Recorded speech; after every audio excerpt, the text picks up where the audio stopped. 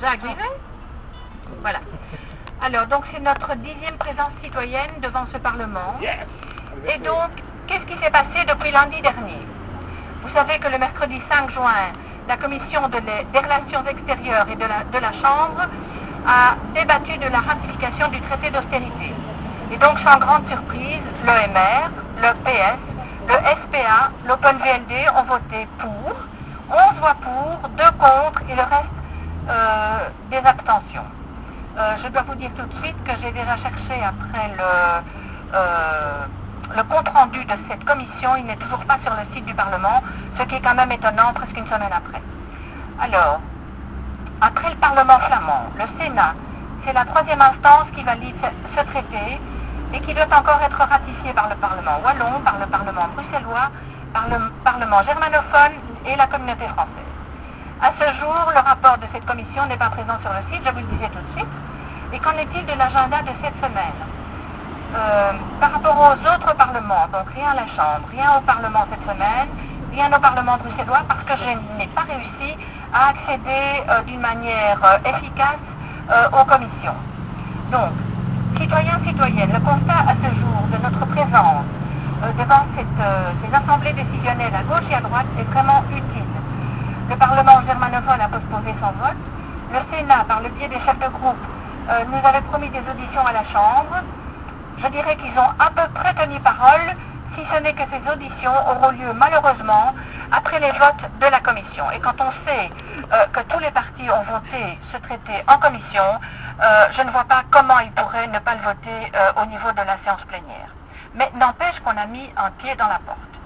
Alors, nous avons été suivis aussi par des syndicats qui ont obtenu finalement des auditions au niveau du Parlement wallon. Espérons qu'elles se passent avant que ce traité ne passe en commission. Alors moi je pense qu'on peut être fier parce que l'omerta elle est brisée sur cette question. Mais malheureusement, personne sauf nous ne fait le lien entre le MES, donc le mécanisme européen de stabilité, et le traité d'austérité. On scinde les choses, alors que si on les expliquait toutes les deux d'une manière correcte, je pense que tout le monde sauterait sur sa chaise et penserait qu'effectivement il faut voter non à ce traité. Alors, la suite de nos actions, c'est effectivement, il faut continuer la présence vigilante pour les autres parlements. Il faut vraiment regarder le site de constituante ou celui des fédérations des résistances. On vous informera de quand cela va passer. En ce qui concerne l'argument de tous nos élus politiques sur ils vont, dans la transposition, gauchiser ce traité, moi je pense que puisqu'ils nous disent qu'ils vont gauchiser ce traité, qu'ils vont obtenir des avantages pour les citoyens, nous on doit exiger la transparence sur ces fameux acquis. Il faut que nous demandons au gouvernement wallon par exemple de mettre les cartes sur la table.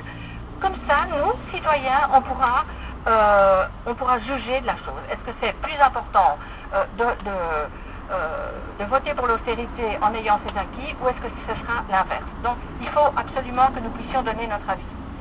Et donc, pour cela, il n'est pas question que nos parlements continuent à voter cette austérité permanente puisque nous n'avons toujours pas accès à ces données.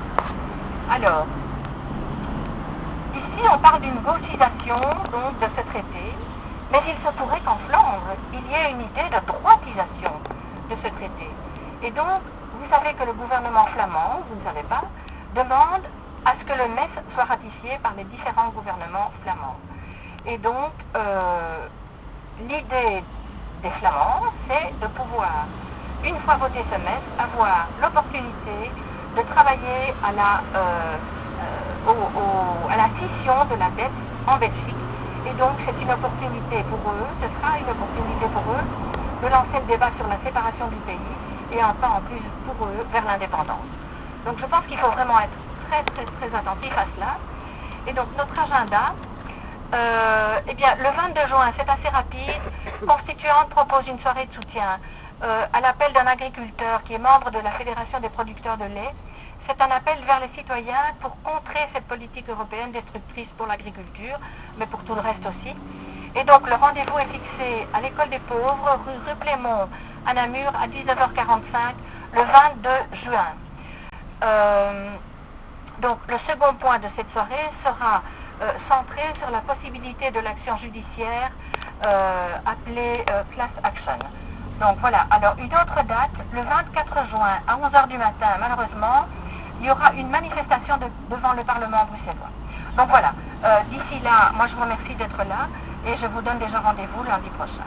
Merci beaucoup, merci à tous.